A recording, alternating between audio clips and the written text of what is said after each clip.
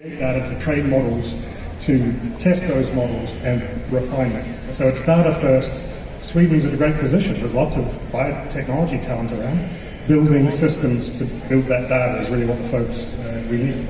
Okay, question to the audience. So we just used the term biotech, but how many people are very specifically interested in this field? Or do we have a general tech audience here right now? Okay, I think it might be useful for us to define some terms because we have biotech on the one side, we have health generally, we have med tech, we have life sciences, lots of terms here. Maria, can I just ask you to, at a high level, kind of tell us what you mean with some of these terms so that we can kind of set the ground for the audience? Sure, I'm glad you asked because I think there's many different types of ways to kind of divide this pie, and so now I get to share my version of this.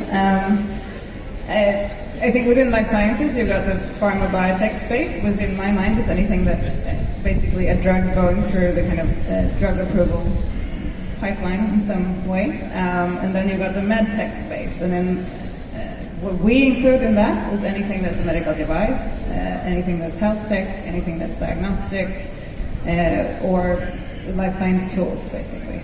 And so health tech would also include digital health, like Cree. We had Johannes Schilt on stage yesterday, or Tandem Health, Lucas Sari was on stage yesterday. That is like the combination of software in the clinic, something like this. That's also Yes. in med tech for you? In our definition, that's in the health tech space. Because it's easy to conflate these terms, and of course the technology is affecting all areas, but it's useful to kind of identify where different people are. So I think Reagan, you and Cecilia are very much working on therapeutics, right? These molecules or these cells that go inside of our body and can fix things. Frederick, how would you identify the work you're doing with Bonnier Health?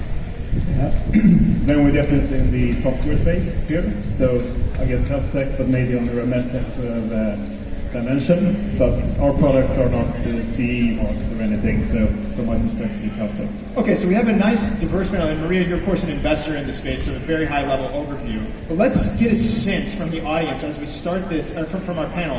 What is the state of the market today? And we're kind of in this transitional season period in Stockholm as we're transitioning from summer to fall. So can you use season metaphors? Where are we? Are we in a winter for this entire space right now? Are we in a spring? Are we in a fall? Where are we right now in the total landscape from a funding standpoint, from a company success standpoint? Maybe I could start with you, Maria.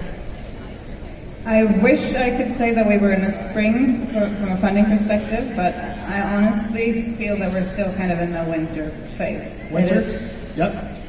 I would go for spring, for sure. I think we have a lot, in the health tech space and software and healthcare right now, you see, startups raising capital, good valuations, money flowing in, adoption is going on. So okay, so the software guy's optimistic. How about the biotech?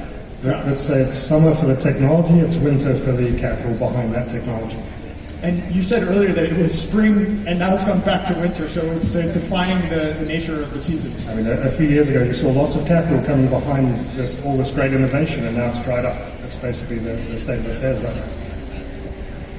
Okay, I would very much agree that on the science base, we are late spring into the summer. It's very strong, but on the funding side, we still have some challenges. We're getting out of the winter and coming into the spring, I believe and hope.